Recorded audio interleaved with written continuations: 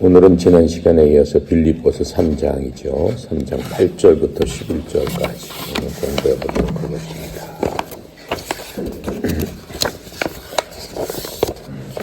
8절부터 11절까지 함께 읽고 시작. 또한 모든 것을 해로 여김은 내 주 그리스도 예수를 아는 지식이 가장 고상하기 때문이라.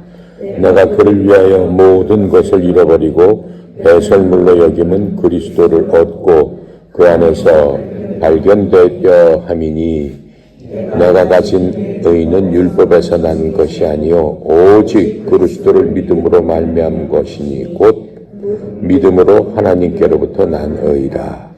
내가 그리스도와 그 부활의 권능과 그 고난에 참여함을 알고자 하여 그의 죽으심을 본받아 어떻게 해서든지 죽은 자 가운데서 부활하여 이르려 하노니. 거기까지입니다. 지난 시간에 이제 바울이 자신의 삶 가운데 여러 가지로 계산을 해봤어요. 자기가 인생을 살면서 어떠한 모습으로 자기가 살았던가 하는 것들을 예수님을 믿으면서 자기 스스로 생각을 해봤죠. 그랬더니 바울은 모든 사람이 알고 있듯이 좋은 집안에 좋은 가문에 또 훌륭한 선생님 밑에서 뛰어난 또 학자로서 뛰어난 종교 지도자로서 조금도 부족함이 없는 그러한 사람이었습니다. 바울은 열심을 내서 다른 바리새인들보다 더 훌륭한 바리새인들 역할을 했어요. 그 중에 가장 자랑했던 게 뭐냐면은 율법을 대항하는 그러한 무리들을 잡아다가 척결을 하고 율법을 온전히 세우고 율법 믿는 것을 자신의 생명보다 귀중하게 생각했던 바로 그 사람이 바울입니다. 그래서 그 바울이 그것을 자랑으로 여기면서 또 다른 사람들의 칭찬을 받으면서 진짜 넌 바리새인 중에서 바리새인이다. 진짜 훌륭하다. 이러한 칭송을 받았습니다. 하지만 예수님을 만난 다음에 자신의 그러한 것들이 얼마나 이기적이고 얼마나 한심하고 얼마나 헛된 것인가 라고 하는 것들을 뼈저리게 느끼게 됩니다. 예수님 만나는 순간 바울은 내게서 사는 것은 그리스도요 내가 죽는 것이 더 유익이다. 그러한 생각을 하게 됩니다. 빌립보서 1장 21절에 바울의 고백이죠. 그러면서 바울의 삶이 바뀌게 됩니다. 바울의 삶은 온전히 예수님을 닮아가는 삶으로 바뀌게 됩니다. 바울의 일생은 어떻게 보면은 예수님을 닮아가는 그러한 일생인 겁니다. 그래서 지난 시간까지는 바울이 내게 모든 것들이 자기가 했던 모든 것들이 참으로 배설물과 같은 것이었구나. 한심한 짓을 했구나. 이렇게 생각했던 것을 고백하면서 썼습니다. 오늘 우리가 읽었던 것은 이제 내가 그렇게 한 다음에 나에게는 무슨 유익이 있는가라고 하는 겁니다. 내가 얻은 것은 무엇인가? 내가 그 세상의 모든 복이, 영화, 명예 이 모든 것들을 다 내려놓았는데 그렇다면 나는 무엇을 찾았는가 하는 겁니다. 이러한 말이 있습니다. 자신이 지킬 수 없는 것을 주고 이룰 수 없는 것을 얻는 사람은 참으로 지혜로운 사람이다. 짐 엘리엇이라는 미국의 유명한 작가가 한 얘기입니다. 바울이 바로 그런 경험을 한 겁니다. 바울은 자신이 그렇게 섬겼던 율법적인 신앙과 자신의 모든 백그라운드와 자신의 모든 명예를 잃어버리게 됩니다. 바울이 그렇게 함으로써 저 바울이 미쳤구나라고 하는 세상 사람들의 그러한 지탄을 받게 되는 것을 우리는 보게 됩니다. 하지만은 바울로서는 이룬 것보다 훨씬 더 많은 것들을 가졌다라고 하는 것을 이제 바울이 얘기한 겁니다. 8절에 그리스도를 아는 지식, 8절에 뭐라고 했어요? 참으로 확실히 모든 것을 손실로 여기지만은 이는 그리스도 예수 내 주를 아는 지식이 가장 뛰어나기 때문이다. 이렇게 얘기했어요. 내가 다 잊어버리더라도 그리스도 예수를 아는 그 지식 하나만 있으면은 그 모든 것들을 덮고도 남는 그러한 가치가 있다라고 하는 겁니다. 그래서 8절에 바울이 고백한 대로 그리스도를 아는 지식이 가장 뛰어났기 때문에 나는 확실히 내 모든 것들을 손실로 여기는데 그리스도로 아는 지식이 그 손실보다 훨씬 더 가치가 있기 때문이다. 이렇게 얘기를 한 겁니다. 그래서 바울이 단순히 그리스도의 아는 지식이다. 그 말은 그냥 바울은 학자니까 논리적으로 학문적으로 그 아는 지식을 뛰어넘는 더 큰 것을 지금 얘기하고 있습니다. 왜냐하면은 바울은 구원받기 전에도 위대한 학자였기 때문에 역사적으로 그리스도에 대한 모든 정보를 갖고 있었습니다.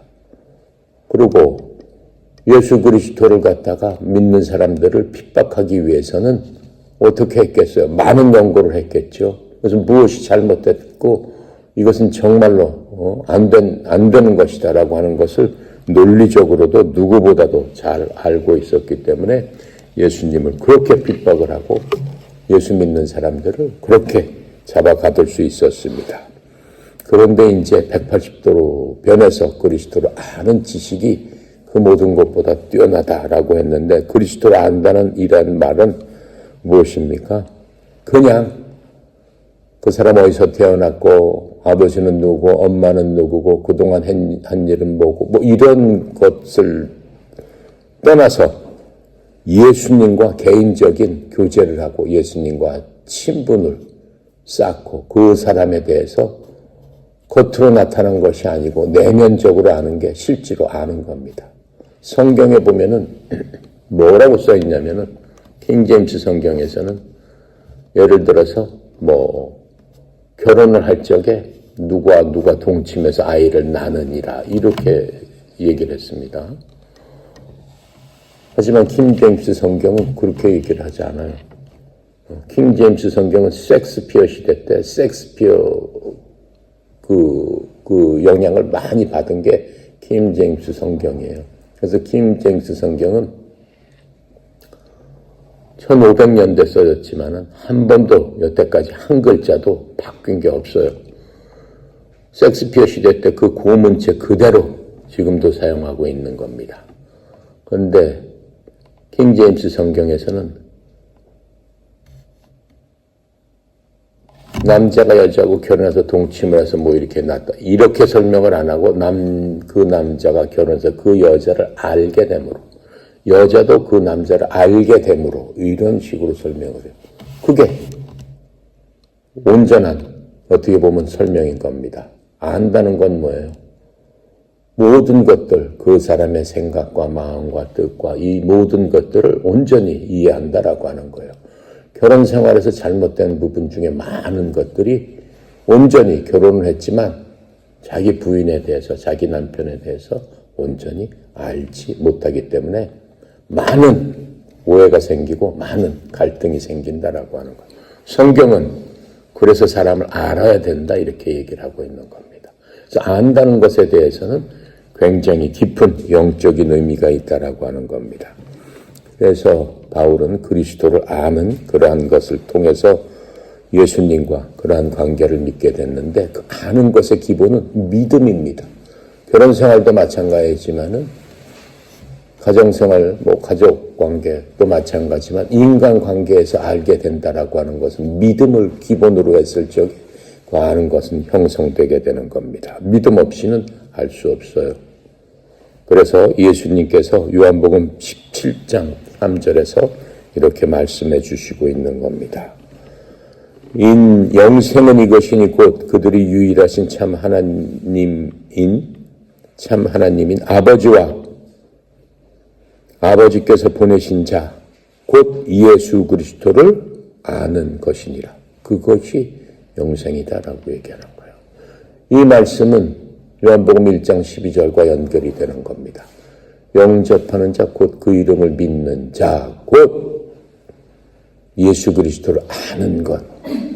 알았을 적에 하나님의 자녀가 되는 그러한 권세를 받을 수 있다라고 성경은 우리에게 설명해 줍니다. 그래서 많은 사람들에 대해서 우리는 알고 있습니다.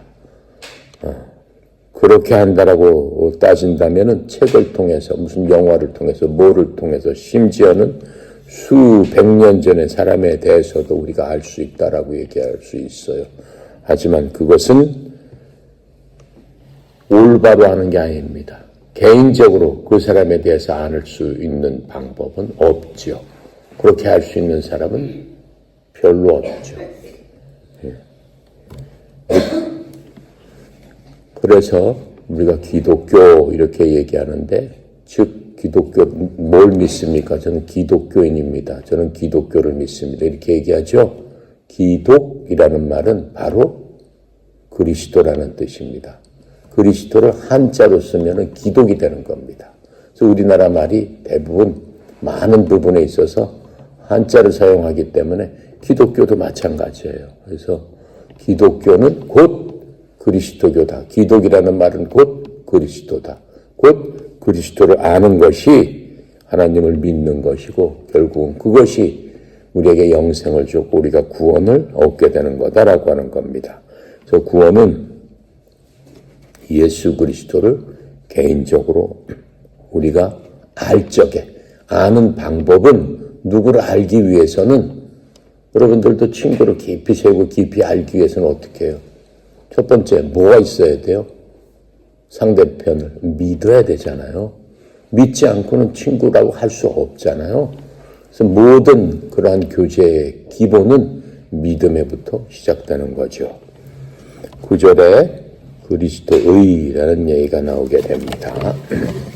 9절을 보면은 뭐라고 써 있어요? 9절에 다시 한번 볼게요. 9절에 율법에서 난 내 자신의 의가 아니라 그리스도의 믿음을 통함에, 즉 그리스도의 의를 얘기하는 거죠. 그리스도를 믿음으로 통한, 그 믿음을 통한 바로 의, 곧 믿음에 의해서 하나님에게서 난 그 의를 내가 믿어가지고 그 믿음 가운데서 예수 그리스도를 발견하게 하려 함이라, 이렇게 얘기하고 있습니다. 그래서 예수 그리스도의 의는 곧 하나님의 의다라고 지금 설명을 해주고 있는 것을 볼 수 있습니다. 그래서 이 그리스도의 의에서 바울은 바리새인이었을 적에 바울은 굉장히 의로운 사람이라고 그랬습니다. 하지만 그 바울이 갖고 있는 의는 자신의 삶에서 그 의를 이루기 위해서 바울이 모든 것들을 바쳤던 사람이죠. 그렇게 열심히 했던 사람이죠. 그렇게 했던 그 자신의 의, 그것은 스스로 의를 세우기 위해서 그러한 짓을 했던 겁니다. 또 바울이 그렇게 했던 거는 기독교인들을 잡아 가두고 죽이고 그렇게 했던 거는 자기가 그러한 행위를 함으로써 의를 세울 수 있다고 했기 때문에 누구보다도 열심히 쫓아다니면서 사람들을 잡아 가뒀던 겁니다. 하지만 본인이 그렇게 했을 적에 진정한 자신의 마음속에 생각했을 때 의는 없는 거예요. 그게 무슨 뜻이에요? 자신의 마음속에 생각했던 의, 내가 그렇게 했을 적에 내 마음속에 하나님 앞에 죄를 지었고 하나님 앞에 잘못했던 그것들이 다 없어지느냐? 그게 아니죠. 그냥 그런 것들을 위하면 하게 되면 그렇게 될까 해서 열심히 쫓아다니고 열심히 노력을 한 겁니다. 하지만 바울이 예수 그리스도를 만나고 예수님을 믿었을 적에 자신의 의는 모두 버리게 되는 거죠. 자신이 했던 그 모든 것들이 정말로 형편없는 짓이었구나라고 하는 것을 깨닫게 됩니다. 그리고 그리스도께서 주시는 그 의를 얻게 됩니다. 예수님께서 우리에게 뭘 하라고 하시는 건 없어요. 예수님께서는 믿지 않는 사람들한테 뭘 하라고 하세요? 나를 따르고 나를 믿어라. 내 말을 믿어라. 내가 하는 것들을 보고 나를 믿어라. 내가 너희들에게 가르친 그 말을 믿고 그대로 따르고 그대로 해라. 이렇게 얘기를 했지. 그 믿음보다 앞서서 뭘 하고 나를 따르라 라고 하는 게 있어요? 없습니다. 다른 종교는 어때요? 먼저 수양을 해라. 먼저 뭘 해라. 먼저 어떻게 해라. 먼저 뭘 해라. 이렇게 얘기하잖아요. 그래서 사람들은 어때요? 자기 열심, 자기 재능, 자기 모든 것을 바쳐서 그 의를 찾으려고 노력하는 거죠. 하나님께서는 그것은 의가 아니고 그것은 걸레와 누더기 같은 것이다. 이렇게 성경에서 말씀해 주고 있습니다. 그래서 예수님께서는 나를 믿고 나를 따르는 사람, 그 사람은 의롭게 될 것이다. 이렇게 말씀해 주세요. 믿음 하나로 행동을 안 했는데 의롭게 된다. 이렇게 말씀한단 말이에요. 그러면 내 마음으로 내가 믿고 따랐는데 어떻게 의롭게 될까? 그거 참 이상하다. 그게 과연 가능한 얘기인가? 세상적으로 보면 불가능한 얘기죠. 그런데 하나님의 방법은 가능하다라고 하는 거예요. 하나님께서 나를 믿고 나를 따랐을 적에 내가 어떻게 된다는 거예요? 내 속에 들어온다라고 말씀하고 있는 거예요. 그래서 항상 그리스도 안에서 이렇게 얘기를 하잖아요. 또 이 성경에 보면은 그리스도 안에서 내가 너를 축복하겠다. 하나님께서도 그렇게 말씀을 하잖아요. 그리스도 안에서 걸어라 이렇게 얘기를 하잖아요. 무슨 뜻이에요? 의도 마찬가지예요. 그리스도 안에 있을 적에 의로워진다 이렇게 얘기하는 거예요. 그 얘기는 무슨 얘기냐면 하나님께서 자신의 의를 불의한 사람이 믿음으로 예수님 앞에 왔을 적에 자신의 의를 그 사람한테 어떻게 해준다는 거예요? 공급시켜 주겠다라고 하는 거예요. 마치 수액을 맞듯이 자신의 의를 예수 그리스도의 의를 그 사람한테 꼽아가지고 그 의를 그 사람한테 전가시켜 주겠다라고 하는 거예요. 전이시켜 주겠다라고 하는 거예요. 그것을 성경에서는 전가라고 얘기합니다. 그것을 imputation이라고 얘기해가지고 성경에 있어서는 중요한 그러한 용어 중에 하나입니다. 그래서 우리는 예수 그리스도로부터 내가 아무 일을 안 했더라도 예수 그리스도를 믿음으로 말미암아 예수 그리스도의 의가 나에게 전가가 되고 나의 모든 것들을 깨끗하게 해버렸다라고 하는 거예요. 그리고 나에 있던 모든 것들은 예수 그리스도의 그 피가 내 속으로 쉽게 얘기한다면 수혈을 받고 내 피는 어떻게 됐다는 거예요? 예수님께서 담당을 하셨다라고 하는 거예요. 그럼 내 속에 있는 더럽고 추악하고 악한 모든 것들은 예수님께서 담당하셔서 예수님께서 그 모든 것들을 도말해버렸다. 다 제거해버렸다라고 하는 거예요. 그게 예수 그리스도를 믿는 거예요. 그래서 조금 전에 얘기했듯이 예수님의 말씀에 영생은 이것이니 곧 그들이 유일하신 참하나님인 아버지와 아들을 아는 것이다. 이렇게 얘기하고 있잖아요. 그것이 영생이다. 알 적에 어떻게 된다는 거예요? 전가시켜 주겠다라고 하는 거예요. 하나님의 의를 너에게 주겠다라고 하는 거예요. 그 얼마나 대단한 겁니까? 그게 하나님의 방법이다라고 하는 거예요. 인간으로서는 도저히 할 수 없는 그러한 방법이죠. 하나님이시기 때문에 가능한 거죠.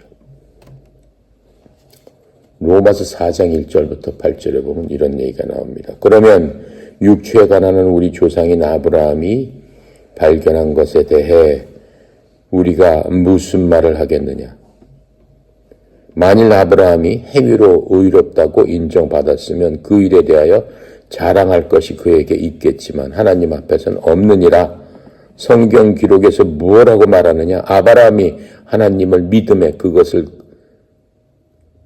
그것이 아브라함에게 의로 여겨졌느니라. 여겨졌느니라 전가되었다라고 얘기하는 거예요. 여기서 imputation이다라는 하는 얘기가 여기서 나오는 겁니다. 그런데 일하는 자에게는 품삯이 은혜를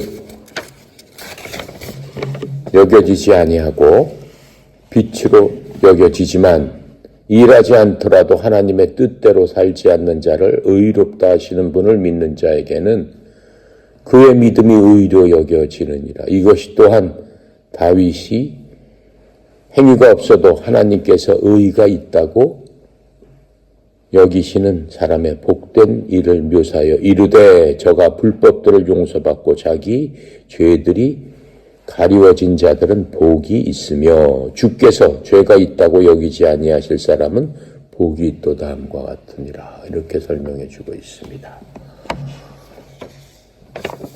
아브라함이 75살 때 하나님께 아브라함에 나타나서 아브라함에게 얘기를 합니다. 내가 내 아버지와 내 고향을 떠나서 내가 지시하는 곳으로 가라 라고 했을 적에 아브라함이 어떻게 했어요? 그냥 아멘. 하나님 말대로 제가 따르겠습니다 라고 하면서 두 말 없이 자기 가솔들과 조카 롯을 데리고 떠났죠. 근데 그때 잘못한 게 롯을 데리고 떠난 게 잘못이었죠. 결과적으로. 너만 떠나라 그랬는데 다른 사람을 데리고 떠났잖아. 어쨌든 간에 그렇게 떠났습니다. 그래서 약 80살 때 이제 가나안 그 땅에서 정착을 하고 롯과 헤어지면서 그렇게 삶을 살다가 어때요? 하나님께서 아브라함에게 내게 자식을 주겠다라고 얘기하죠. 수많은 별들을 보여주면서 자식을 주겠다. 아브라함이 생각했죠. 내 나이가 이제 80이 되고 그런데 무슨 자식을 얻겠습니까? 이렇게 생각을 합니다. 75살 때 그랬으니까 5년이 지났는데 아브라함이 생각을 합니다. 내가 점점 늙어지고 기력도 없고 살아도 이제 다 노인이 돼서 애를 낳을 수 있는 그러한 형편도 안 되는데 어떻게 애를 낳겠는가? 인간적인 방법으로 생각을 합니다. 부부가 생각을 했을 적에 가문을 유지하기 위해서는 내 종 하가를 데려다가 후손을 봅시다. 그래서 우리 아들로 삼아서 걔를 데리고 삽시다. 이렇게 얘기를 합니다. 그래서 아브라함이 86세 때 하갈로부터 이스마엘이라는 아들을 낳게 되죠. 이스마엘이라는 아들을 낳게 되는데 하나님께서 99세 때 아브라함을 만납니다. 아브라함을 만났을 적에 뭐라고 말씀하세요? 내가 아들을 낳으리라 라고 하면서 99살 때 아브라함한테 할례를 행하게 됩니다. 할례의 첫 번째 시작입니다. 할례를 행하는 건 뭐예요? 내 말을 내가 확실히 지키겠다라고 하는 언약의 표식입니다. 그렇게 할례를 행하고 1년 후에 드디어 아들을 낳죠. 그게 이삭입니다. 하나님께서는 한번 말씀하시고 약속하신 그것들을 온전히 지키시면서 아브라함을 너는 의로운 자다 이렇게 말씀해 주십니다. 아브라함이 믿음으로 하나님께 나갔을 적에 그것 자체를 보시고 의로운 자라 그렇게 말씀해 주셨어요. 그것뿐만 아니라 처음으로 너는 내 친구다 라고까지 얘기를 해 주셨어요. 그 아브라함의 의가 지금까지도 전가된다라고 얘기하는 거예요. 그래서 아브라함은 믿는 사람의 조상이 됐다라고 얘기하는 겁니다. 이스라엘의 시조일 뿐만 아니라 모든 믿는 사람의 조상은 그때부터 시작이 된 거다라고 하는 겁니다. 그래서 우리는 그 믿음을 통해서 하나님으로부터 의를 전가받은 사람들이다라고 하는 거예요. 그래서 우리는 예수 그리스도를 믿음으로 말미암아 이제는 의로운 자가 되었다라고 하는 겁니다. 그래서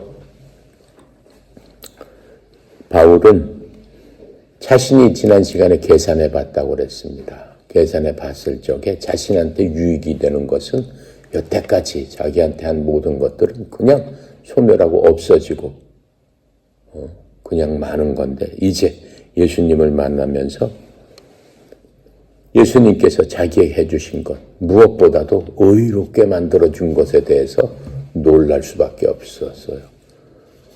그래서 예수님께서는 그 전가를 통해서 아브라함이 갖고 있었던 더럽고 추악하고 악한 모든 것들을 없애주시고 아브라함 계정이라는 거예요. 그건 뭐예요? 내적인 계정을 얘기하는 거죠. 아브라함의 영혼 속에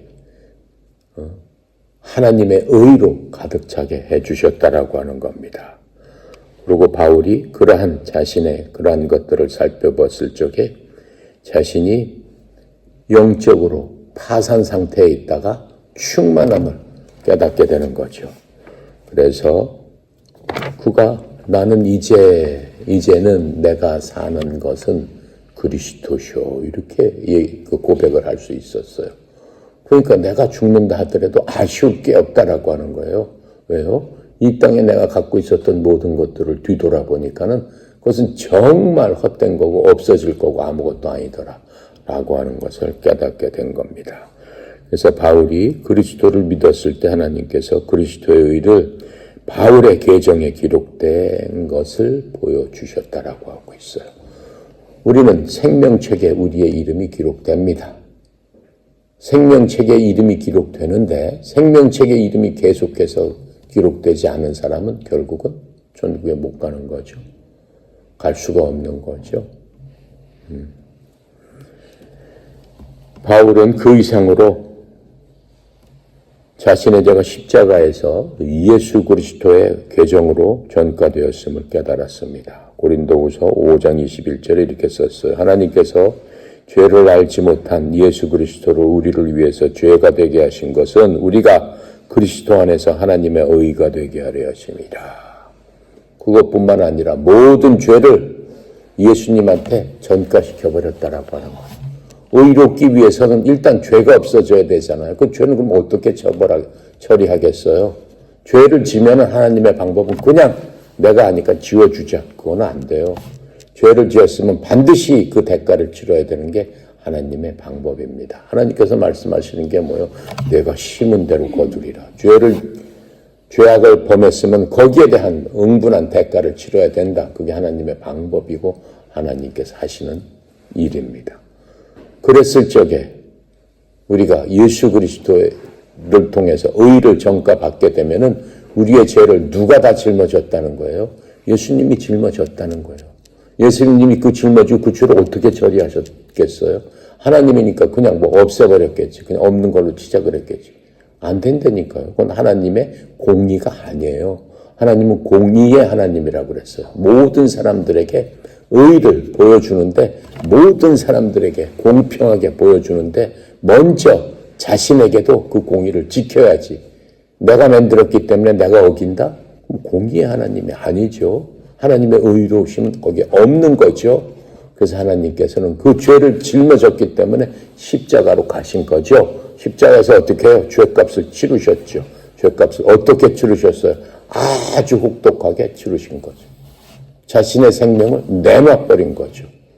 그럼 자신의 죄 때문이 아니고 우리에게 자신의 의를 전가시켜주는 대신에 우리가 갖고 있었던 더럽고 추악하고 악한 모든 것들을 예수님께서 대신 짊어지고 그 짊어진 것에 대해서 주님께서 책임을 지셨다. 어디서? 십자가에서. 그게 예수 그리스도의 전가다라고 하는 겁니다. 이해가 가죠? 그래서 하나님께서는 바울에게 다시는 그의 죄를 기록하지 않겠다고 말씀하셨습니다. 얼마나 놀라운 하나님의 은혜입니까? 로마서 9장 30절부터 10장 13절에서 그 말씀을 했습니다. 한번 찾아보겠습니다.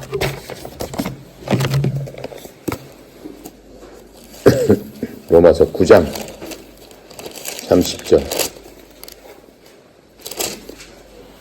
30절부터 10장 13절까지 함께 큰 목소리로 읽어 봅시다. 다 찾았어요? 252페이지입니다. 9장 30절 여기서 써있네. 믿음에서 난 의자. 그런즉 우리가 무슨 말을 하리요? 의를 따르지 아니한 이방인들이 의를 얻었으니 곧 믿음에서 난 의요. 의의 법을 따라간 이스라엘은 율법에 이르지 못하였으니 어찌 그러하냐? 이는 그들이 믿음을 의지하지 않고 행위를 의지함이라. 부딪힐 돌에 부딪혔느니라. 기록된 바 보라 내가 걸림돌과 거치는 바위를 시온에 두노니 그를 믿는 자는 부끄러움을 당하지 아니하리라 함과 같으니라. 형제들아 내 마음에 원하는 바와 하나님께 구하는 바는 이스라엘을 위함이니 곧 그들로 구원을 받게 함이라. 내가 증언하노니 그들이 하나님께 열심히 있으나 올바른 지식에 따른 것이 아니니라. 하나님의 의를 모르고 자기 의를 세우려고 힘써 하나님의 의에 복종하지 아니하였느니라. 그리스도는 모든 믿는 자에게 의를 이루기 위한 율법의 마침이 되시니라. 모세가 기록하되 율법으로 말미암는 의를 행하는 사람은 그 의로 살리라 하였거니와 믿음으로 말미암는 의는 이같이 말하되 내 마음에 누가 하늘에 올라가겠느냐 하지 말라. 아니 올라가겠느냐 함은 그리스도를 모셔 내리려는 것이요 혹은 누가 무저공에 내려가겠느냐 하지 말라. 하니 내려가겠다 함은 그리스도를 죽은 자 가운데서 모셔 올리려는 것이라. 그러면 무엇을 말하느냐? 말씀이 내게 가까워 내 입에 있으며 내 마음에 있다 하였으니 곧 우리가 전파하는 믿음의 말씀이라. 내가 만일 입으로 예수님을 주로 시인하여 또 하나님께서 그를 죽은 자 가운데서 살리신 것을 내 마음에 믿으면 구원을 얻으리라. 사람이 마음으로 믿어 의에 이르고 입으로 시인하여 구원에 이르느니라. 성경에 이르되 누구든지 그를 믿는 자는 부끄러움을 당하지 아니하리라 하니. 아멘. 자, 이렇게 해서 지금 이것도 바울이 쓴 거잖아요. 바울이 자기의 이야기를 그대로 여기서 쓴 겁니다. 이렇게 보면은 10절, 2절에 얘기하잖아요. 그들이 자기가 그랬다는 얘기예요. 하나님께 열심히 있으나 올바른 지식에 따른 것이 아니었더라 라고 얘기하는 거예요. 율법은 이제는 더 이상 올바른 지식에 따른 게 아니에요. 그렇게 하면서 여기 뭐라고 얘기해요? 4절에 그리스도는 모든 믿는 자에게 의를 이루기 위하여 율법의 마침이 되셨느니라. 자기가 따른 그 모든 율법은 불완전한 거예요. 내가 항상 얘기하잖아요. 율법이라는 것은 사람을 고치지 못한다라고 얘기했어요. 거울과 같다고 그랬어요.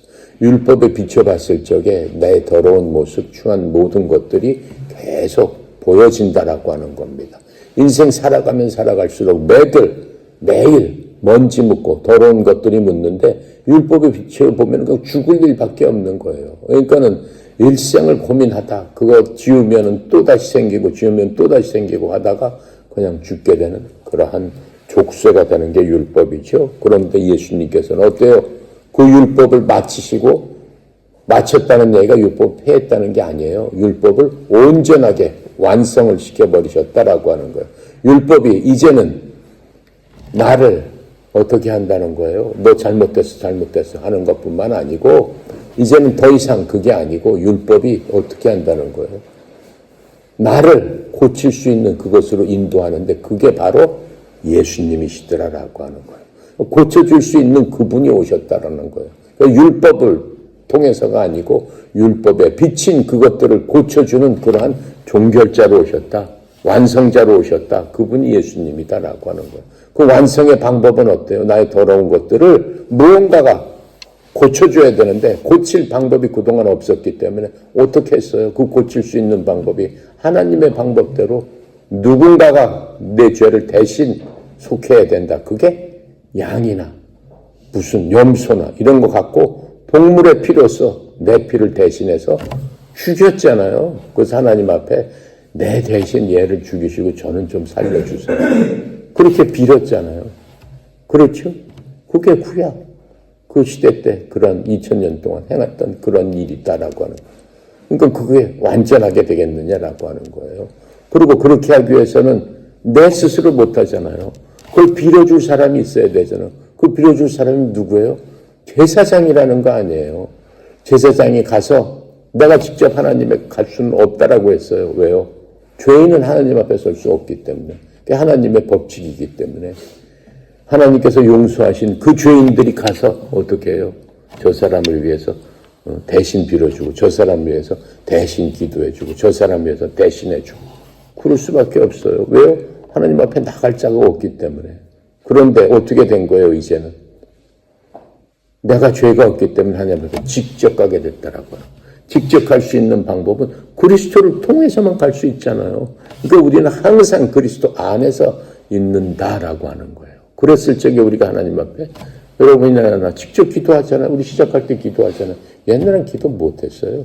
기도해도 소용도 없는 거였고 하나님께서 상대를 안 하시는 그러한 존재였기 때문에 이제는 제사장들이 하던 그런 일들을 우리가 하고 있지 않냐라고 하는 거예요. 양을 잡아다 드릴 필요가 없지 않냐라고 하는 거예요. 하나님께 무슨 재물 여기 있으니까 주님 이것을 받으시고 기뻐하십시오. 아니지 않냐라고 하는 거예요. 그럼 우리가 드리는 헌물이 재물입니까? 아니에요. 그건 감사함으로 하나님께 드리는 거죠.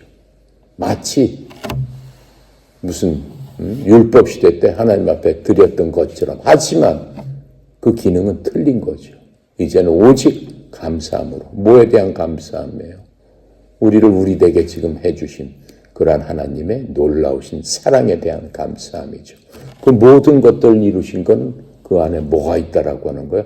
하나님의 사랑이 우리를 그렇게 만들어 주셨다라고 하는 겁니다. 자, 그래서 정말로 빌립보서에서 보면은 이게 참 간단한 서신이지만은 어떠한 복음서보다도 더 큰 그러한 말씀을 통해서 우리에게 주고 있는 것을 우리가 볼 수 있고, 특별히 바울이 자신이 그렇게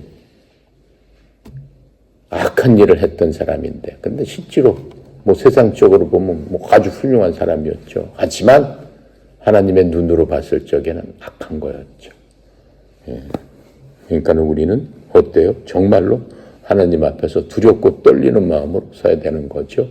바울 같은 그러한 사람도 악한 존재라고 지금 나와 있는데, 그래서 바울이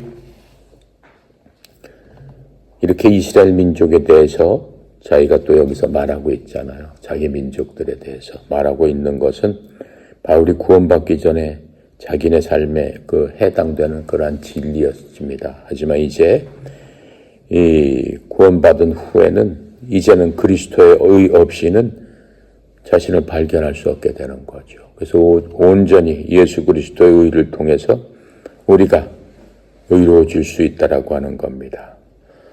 그래서 바울이 되기 전에 다소의 사울처럼 이 세상 사람들은 자기 기준을 갖고, 혹은 그 지금 이스라엘 사람들은 아직까지도 그 십자가, 십계명의 그러한 기준을 갖고 그 자신을 평가하게 되기 때문에 뭘 못 본다는 거예요? 자기 속에 있는 죄의 본질을 못 본다라고 하는 거예요. 죄성을 볼 수 없다라고 하는 겁니다. 자, 그래서 이제 그 10부터 11절에 보면은 그리스도와의 교제에 대해서 얘기하고 있습니다. 바울이 예수님을 만나서 그리스도인이 되었을 적에 그것이 끝이 아니라 시작에 불과한 거였습니다. 예수님을 만난 경험은 바울에 있어서는 일생을 뒤바꿀 만큼 너무나 놀라우고 경이로운 거죠. 그래서 그의 삶은 완전히 온전히 변화됐습니다. 지금도 예수 그리스도를 만나게 돼서 완전히 온전히 변화된 사람을 나는 봤어요. 정말로 그 얼굴이 바뀌고 그 모습이 바뀌고 행동이 바뀌고 하던 모든 일들이 바뀌는 그러한 모습을 보고 내가 정말로 놀라운 그런 경험을 한 경우가 있습니다. 그래서 바울은 그리스도와 동행하면서 기도했고 예수님의 뜻에 순종했습니다. 그 부분에 대해서 우리가 1절에서 2절에서 자세히 설명을 했죠. 그래서 예수님의 이름을 영화롭게 하는 것이 이제는 자신의 삶의 가장 근본적인 목적이 되었습니다. 그런데 바울이 이렇게 한 것은 공통적인 게 아니고 아주 개인적인 경험을 통해서 이렇게 나오게 된 겁니다. 10절에 뭐라고 보였어요? 이것은 내가 그분의 죽으심과 일치하게 되어 예수 그리스도와 예수 그리스도의 부활의 권능과 예수 그리스도의 고난에 참여하는 것을 알려 하며 예수님을 너무나 사랑했기 때문에 예수님의 모든 것들을 담고 싶었습니다. 율법 아래 살던 시절의 바울에게 있어서는 모든 것들이 일련의 규칙뿐이었죠. 왜냐하면 율법은 규칙과 규정과 이런 것들을 중요시하고 그것으로 이루어진 거기 때문에 그렇습니다. 하지만 이제 바울은 자신과 동행하는 그러한 동반자를 얻게 되었습니다. 바로 그것을 통해서 예수 그리스도의 부활의 능력이 바울의 삶에서 역사하면서 부활의 능력이 이제는 그 속에서 강한 파워로 나타나기 시작했어요. 그래서 바울이 근본적으로 생각했던 건 뭐예요?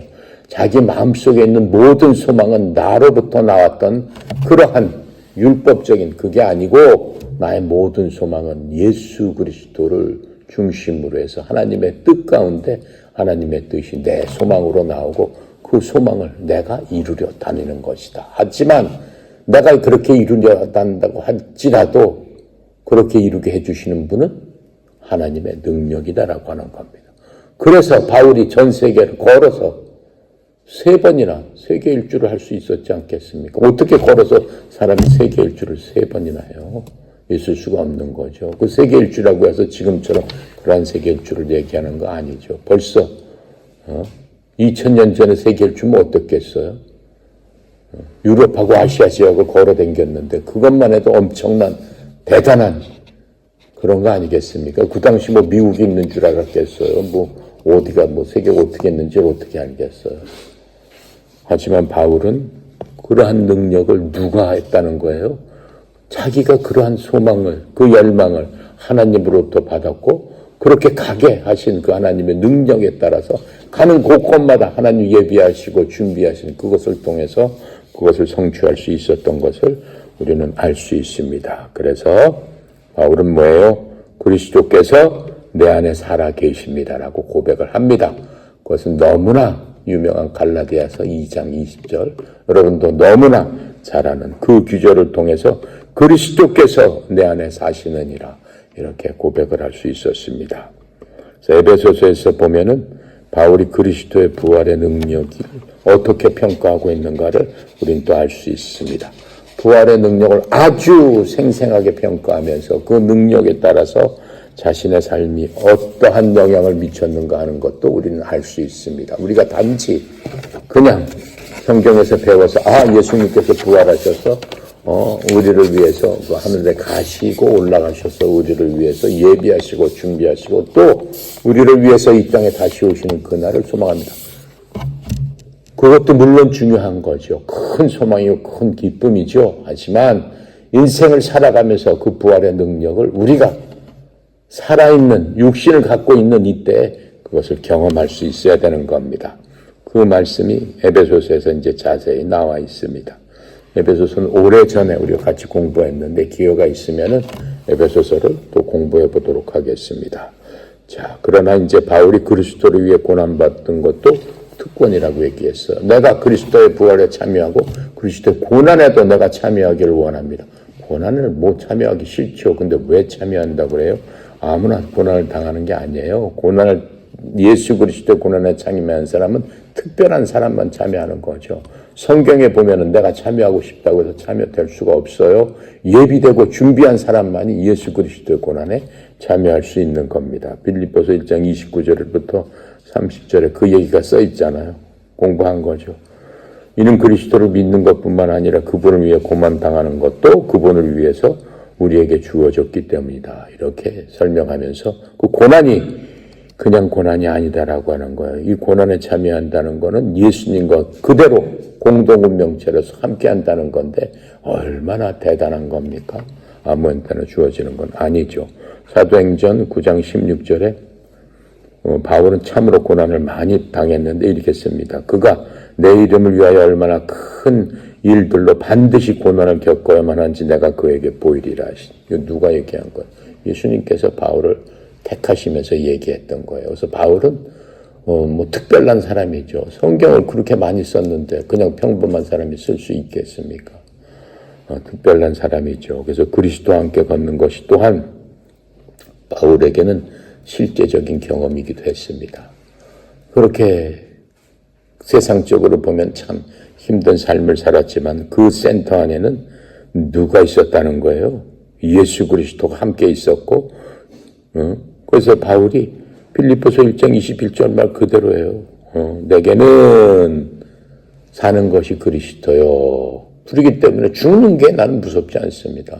죽는다 하더라도 이 세상을 떠나가면 훨씬 나에게는 큰 영광이 있고 유익이 있고 하나님이 나와 계시기 때문에 더 이 세상 악한 사람들과 사는 것보다 영광스러운 하나님, 진리의 하나님, 빛의 하나님, 은혜의 하나님, 사랑의 하나님과 함께 있으면 얼마나 행복한 삶이 되겠습니까?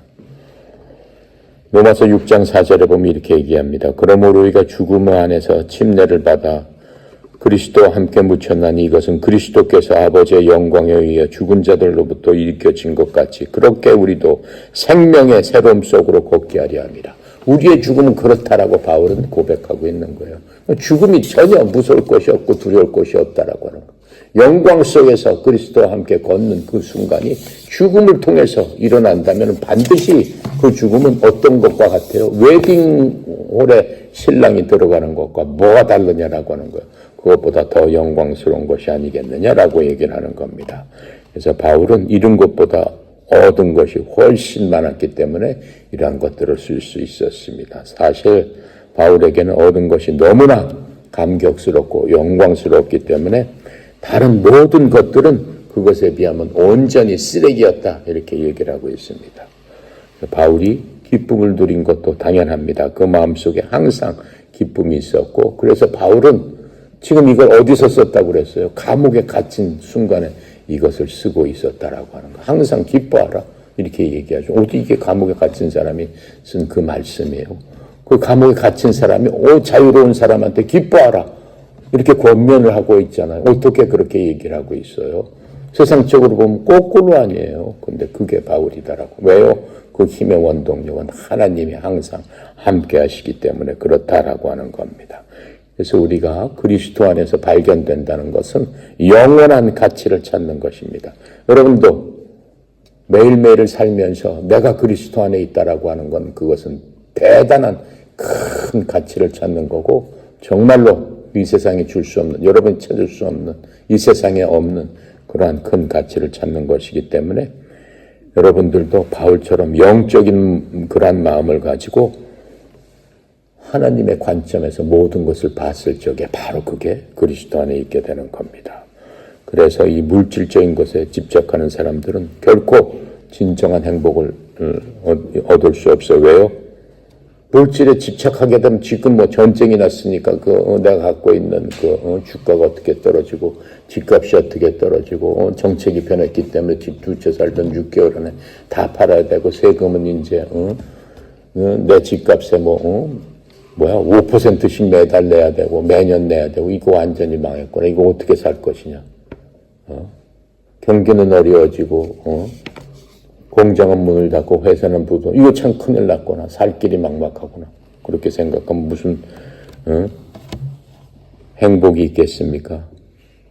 걱정할 필요가 없는 거죠. 영적을 마음을 가진 사람은 어떻다는 사람이에요? 그렇지 않습니다. 오직 그리스도 안에서 하나님께서 주신 보물은 결코 뺏길 수 없다. 전쟁이 군대가 쳐들어올지라도 적이 나를 대적하여 올지라도 하나님께서 주신 보물은 결코 뺏을 자도 없고 가져갈 수도 없다라고 하는 겁니다. 그래서 이제 우리는 스스로 회개사가 되어봐야 돼요. 회개사가 된다는 건 뭐예요?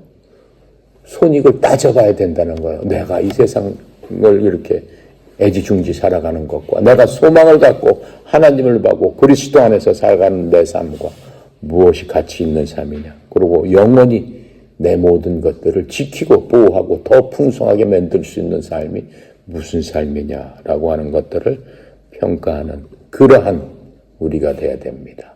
그래서 빌립보서는 네 스스로 그것을 평가해라. 이렇게 얘기하고 있는 겁니다. 감사한 말씀이죠? 자, 오늘은 그래서 이렇게 마치고 자, 기도하겠습니다. 감사하신 하나님, 참으로 은혜 감사합니다. 정말로 바울을 통해서 우리가 이 모든 것들을 간접적으로 느끼고 또 말씀을 통해서 직접 하나님 앞에 갈 수 있는 그 길을 열어주셨사오니 저희도 바울 이상으로 하나님 말에 순종하면서 이 세상에 살고 있지만 이 세상은 잠시 머무는 그러한 나그네의 길이요. 내가 살 영원한 곳은 주님과 함께 같이 사는 그 영원한 길을 향해서 저희들 세상 살고 있습니다. 하지만 이 세상 사는 가운데서도 예수 그리스도가 나의 동행자가 되시고 하나님의 말씀이 나의 등불이 되시고 내 빛이 되심으로 말미암아 그리스도와 함께 그 빛을 따라서 온전히 하나님의 나라로 걷는 그 꽃까지 가는 저희들 다 되기를 원합니다. 우리 마음속에 빛을 밝혀주시고 그리스도의 생명의 능력이 우리 속에 삼게 하여 주셔서 온전히 기쁨으로 이 땅을 살아가는 저희들 다 되도록 주님 축복하여 주시옵소서. 아버지 하나님, 우리 협회를 인도하시고 또 함께하여 주시니 주님 감사합니다. 협회를 통해서 저희들과 같이 함께 동행할 수 있는 그러한 우리 가족들, 우리 친지들, 우리 친구들, 우리 이웃들을 아버지 하나님, 하나님의 그 소원대로 우리가 일꾼이 되어 바울처럼 찾아 나서는 저희들 되길 원합니다. 저희들을 사용하여 주시옵소서.